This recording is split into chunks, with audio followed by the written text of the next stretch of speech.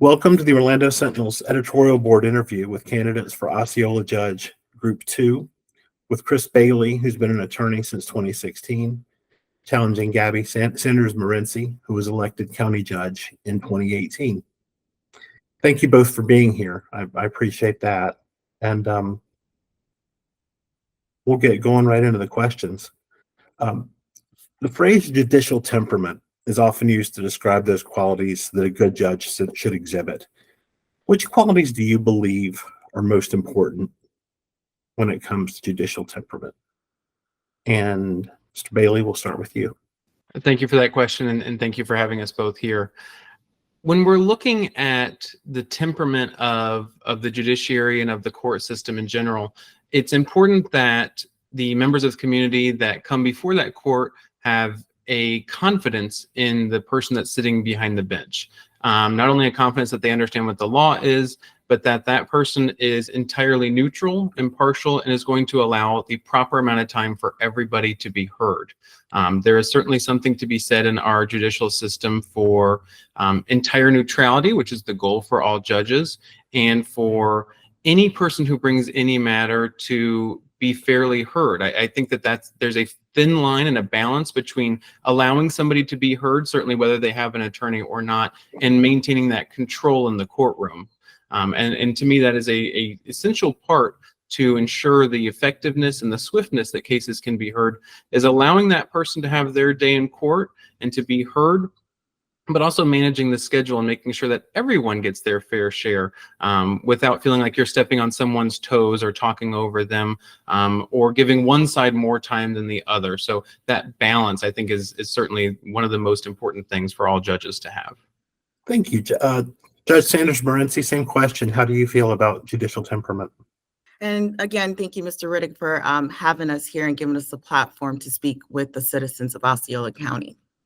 As a county court judge, the People's Court, we deal with a lot of pro se litigants. When we are talking about judicial temperament, you're talking about the character of the man or the woman who is wearing the robe.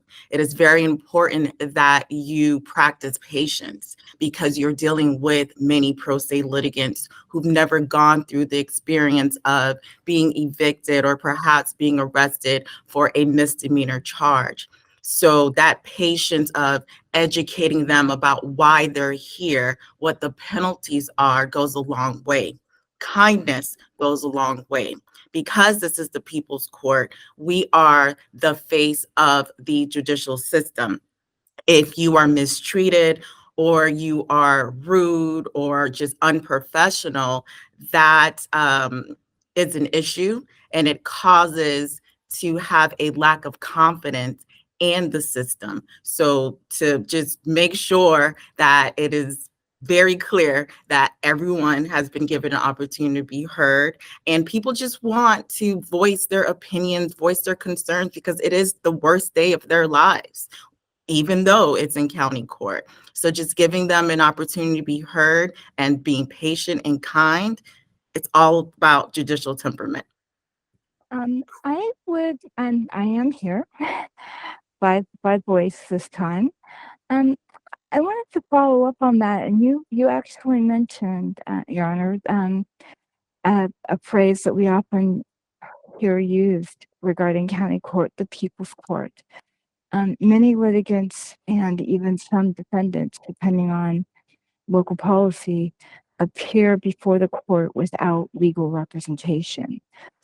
As a judge, what can or should you do to protect the fair administration of justice when one of the parties in a case is outgunned by attorneys on the other side? Thank you for that question. Because I deal with a lot of small claims cases, perhaps I would say over 150 per week, I deal with a lot of pro se litigants, and there is always an attorney on the other side. And the best way I like to tell people about small claims is I am going to act as a referee. I will give both sides an opportunity to be heard. If you have any questions that I can answer, I will. But I also let them know that, as a judge, I cannot give them any legal advice. But part of speaking with pro se litigants is you have to slow down. You can't use big legal jargons. You have to make sure that you are educating them about every part of the process and that you allow them to be heard. This is their day in court that they've been waiting on. A lot of these folks are frustrated. A lot of them feel like they've been harassed. So it's very important that you are kind and you take your time. You don't treat them just as a cattle call in these cases. Thank you. Thank you. Mr. Bailey, same question. Thank you for that question, and thank you for having me again.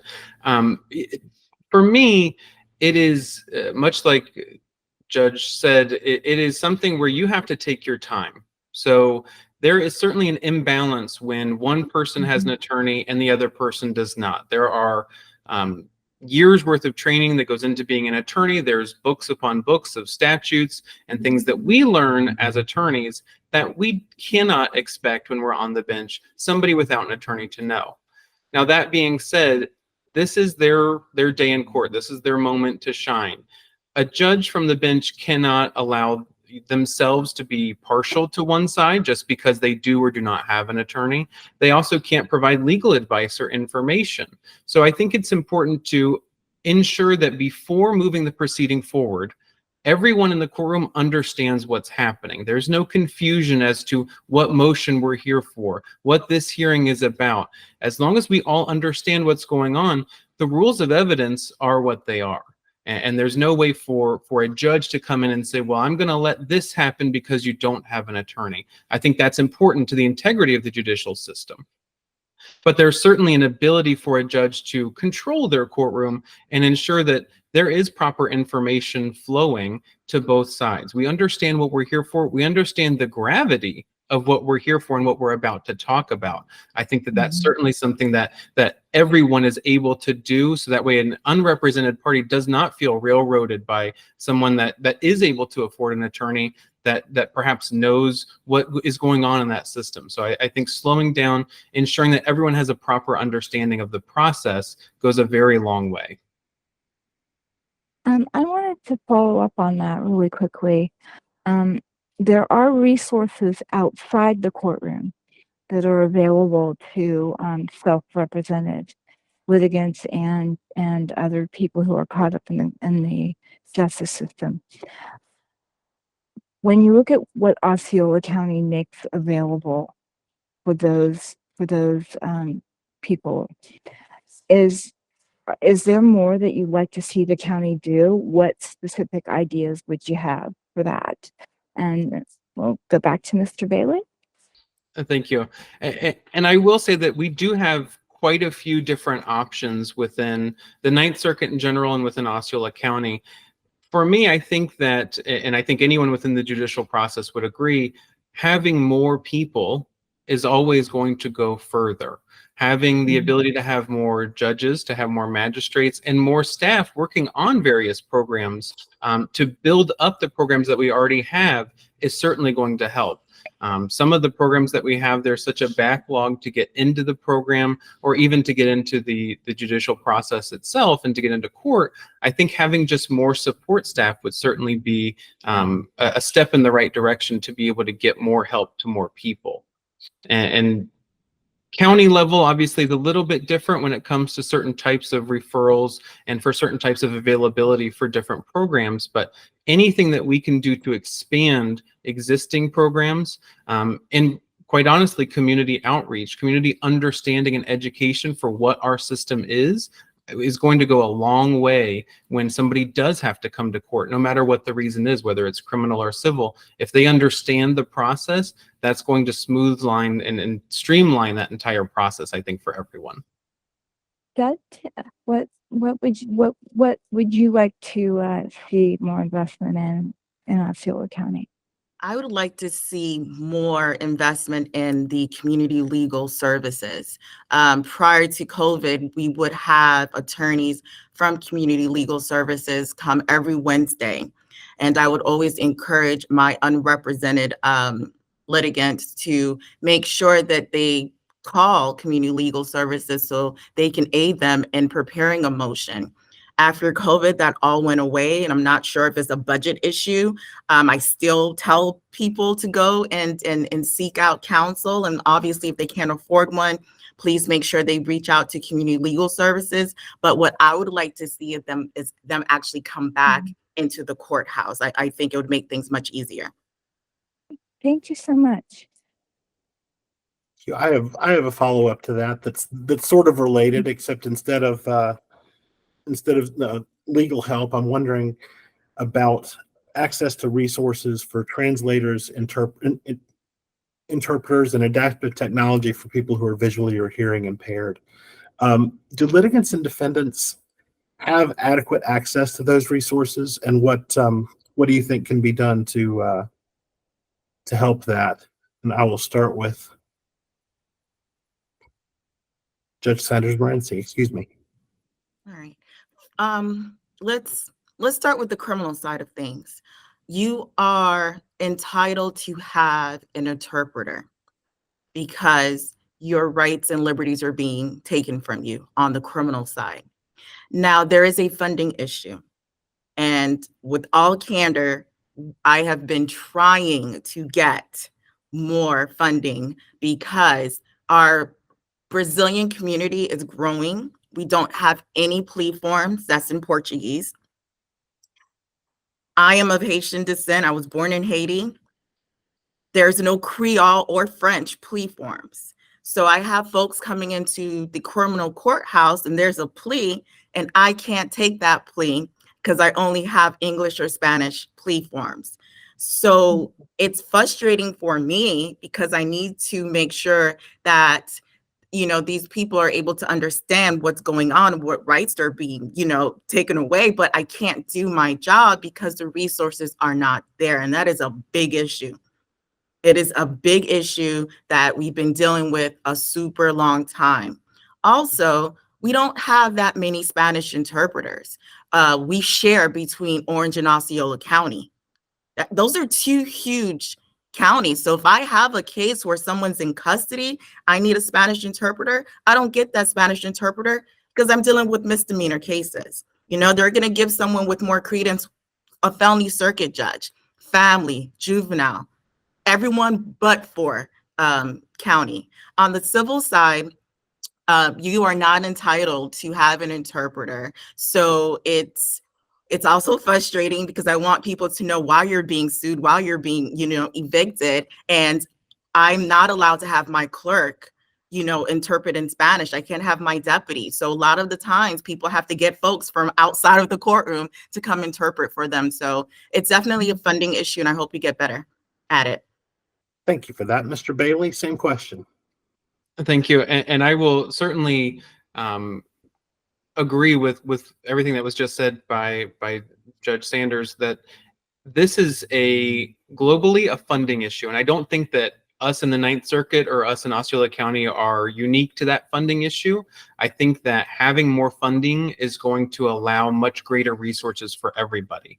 I think it's incredibly important in Osceola County in particular that we are a growing community. We are extremely diverse in the folks that live in this community and that may encounter our court system, whether it's on the criminal side or civil side. And I think expanding those resources, having more funds, having more availability of interpreters is going to go a long way. We don't want for someone to come to court and feel that, much like our previous question, we don't want them to feel like they're being railroaded by there being another attorney in addition to a language barrier. We don't want there to be further roadblocks for them.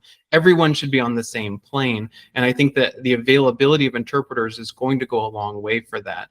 On the criminal side, certainly there needs to be more information that's available for people that are coming before the court. We need to have more interpreters and a more diverse set of interpreters, because not all the time can we find someone that is going to be able to properly translate. When we come to the civil side, we're not always going to be able to trust that person to be able to translate, or they may not have anybody that they trust to translate. Keeping in mind that translation from one language to another is not always directly comparable to translating legal information. There are certain terms that we use in the legal system that, unless you are trained as a legal interpreter, you may have a difficulty with those. So just the fact that you may be able to speak multiple languages is not in and of itself going to resolve the issue. And I think that's where, from a court side, we need to ensure that there's more funding and ensure that there's a wider array of interpreters that are available to everyone in the growing and diverse community that we do have. Thank you very much for that. I had a question. I know that there's been a lot of buzz focused on what are called problem-solving or specialty courts that handle issues like addiction, DUI, many different issues. Obviously, Osceola County's resources are currently limited for those kinds of courts. But if I would like to ask both of you, if you were able to expand a specialty court in the county court realm, or introduce a new specialty or problem-solving court, where would you think the county's best opportunity to focus would be? What kind of court would you like to see started at the county level? And we'll start with Mr. Bailey. Thank you. When we're looking at the county level, certainly the amount of options that are present is different than that of the circuit level. Mm-hmm. That being said, as we've discussed, it is the people's court. An overwhelming majority of people are going to encounter the county court versus circuit court for most instances.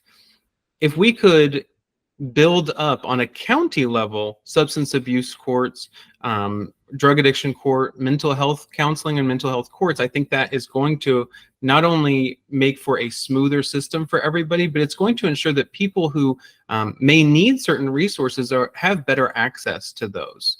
There is not a cookie cutter approach that can exist in the court system that everyone is the exact same. Not everyone has the same background. Not everyone has the same experiences. So if we encounter somebody on a county level that needs some sort of resources for substance abuse or mental health, there should be resources for them that may not be the perfect resource for somebody else that comes before you. So if we could bring that in on a county level and expand what exists in other areas, I think that would go a long way for a lot of people in this community. Thank you. Judge Sanders-Morency?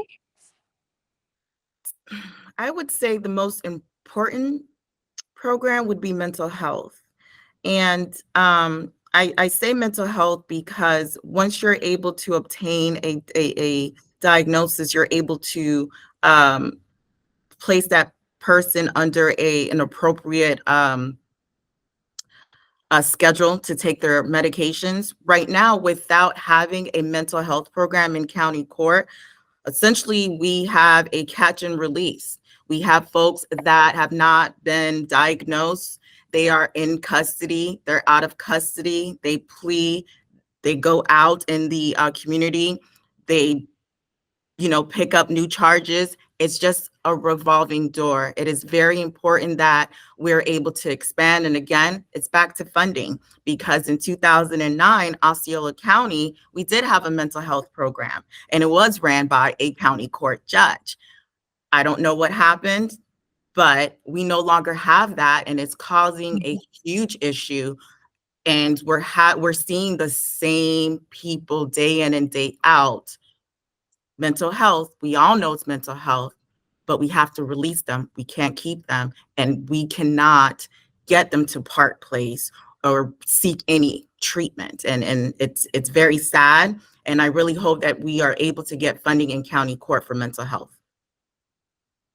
Well, thank you very much. I have one more question that I'd like to sneak in.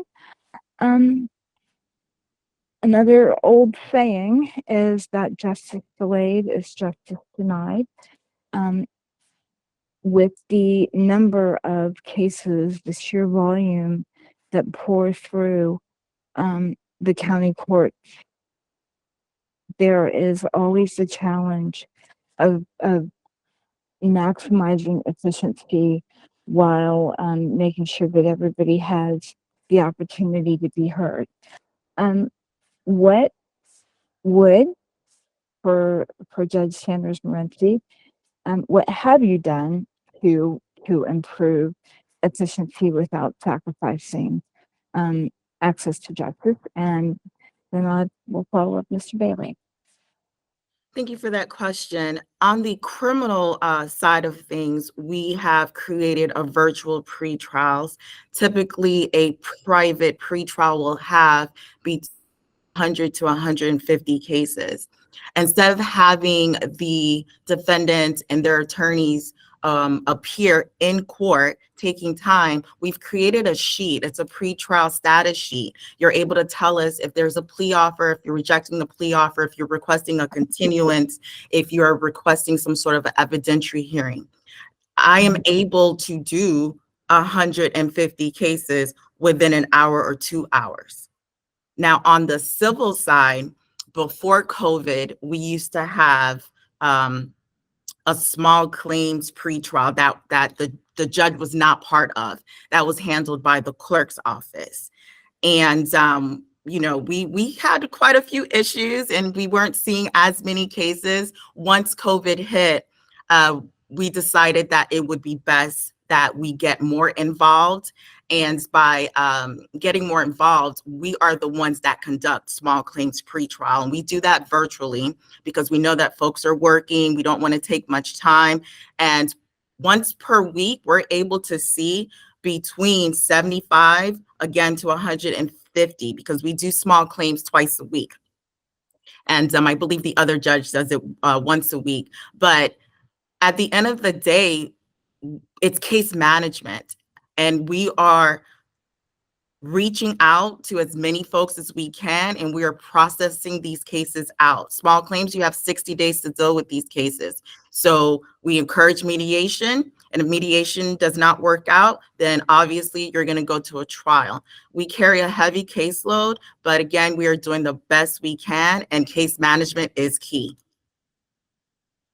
Okay, well, Mr. Bailey, do you see areas where you think efficiency could be improved at the county court level?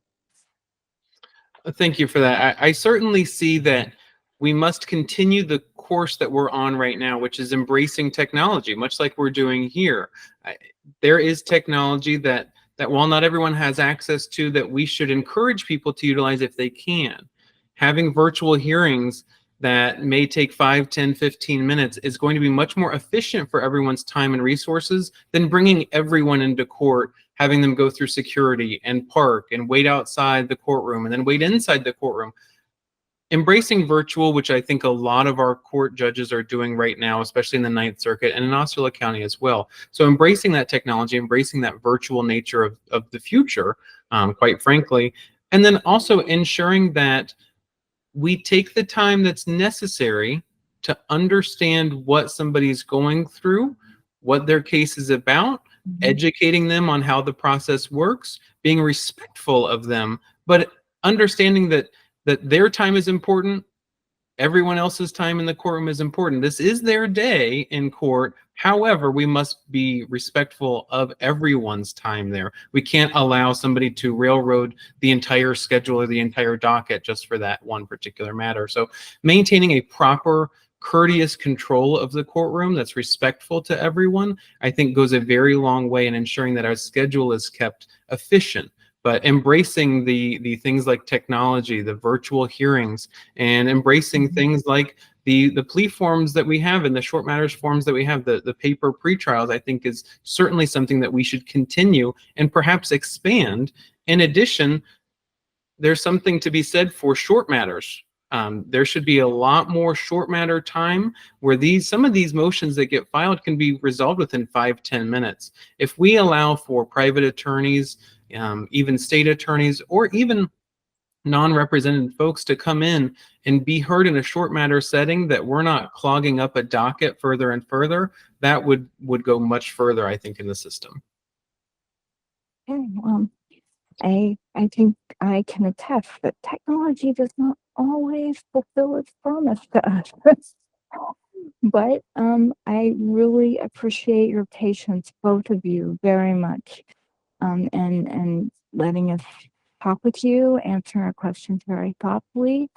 And in just a few minutes, I will ask each of you to make a closing argument, I guess, that that sums up, why voters should choose you.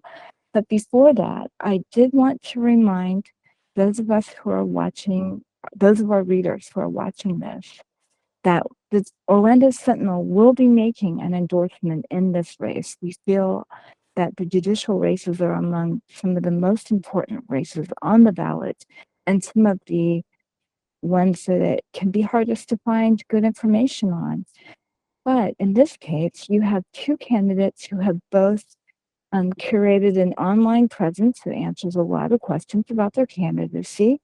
In addition, you will have our news coverage and local forums and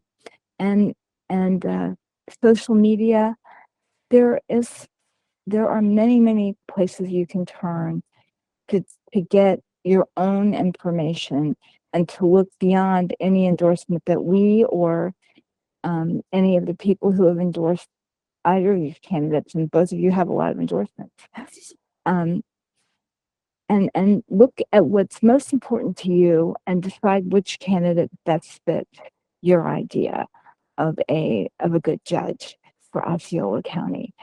And with that summation, I would like to start with Mr. Bailey and just give us your pitch as to why you would be the right choice in this race, and then Judge Sanders-Morency, you will have the same opportunity. Thank you for that, and I want to thank the Orlando Sentinel and Chris and Jay for allowing us and having us here. Real quick, I would also like to clarify something. I believe it was mentioned in the beginning. To clarify, I graduated in December of 2016. I was admitted to practice after taking the Florida bar at the beginning of 2017. So I just want to clarify that point that was brought up in the beginning. Thank you. But as it comes to these races, when it comes to ensuring that there is a judiciary that everyone has respect for, that they feel has a proper education, that is going to hear their case swiftly and effectively, for me, what I've done over my years as a practicing private attorney is I have tried to cultivate the ability to help as many clients as possible in as many different areas of the law as possible. Through my many years, I've helped hundreds of clients in a wide array of different areas, from misdemeanor criminal, DUI, landlord-tenant, credit card disputes, bankruptcies, family law. And I've done that on purpose to ensure that I have a proper working firsthand knowledge in real world experience in every area of the law that I possibly can while effectively representing my clients. That being said, those areas of the law that I've worked so hard in for so many years are the areas that a county court judge hears day in and day out. While we do have two different systems, we have the county court criminal side, we have the county court civil side.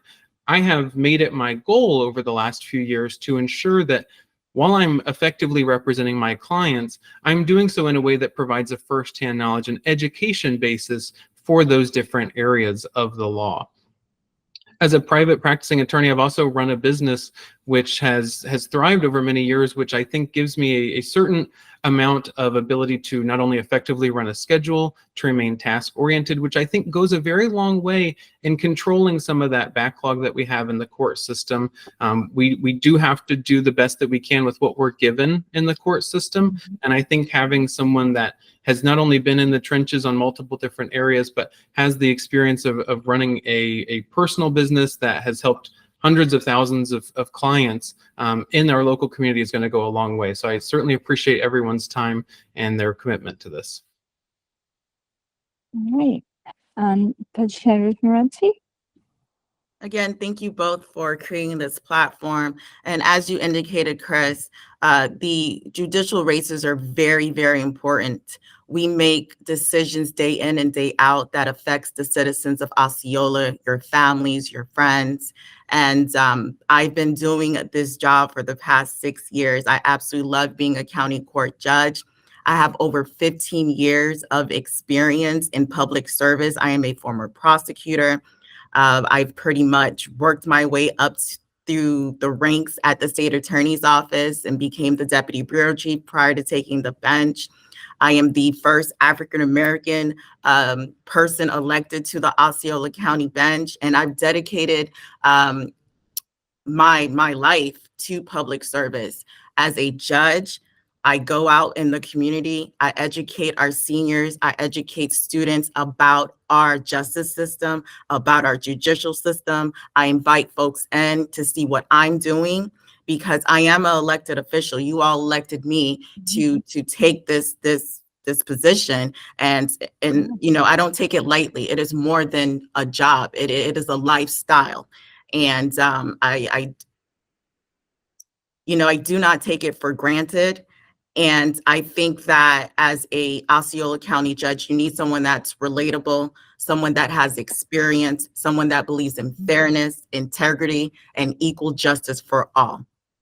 And I want everyone to remember that justice deserves experience. So vote for Judge Gabby on or before August 20th. And I thank you all for your support. Thank you very much. I wish you both the best of luck, and look forward to hearing more from you both well into the future.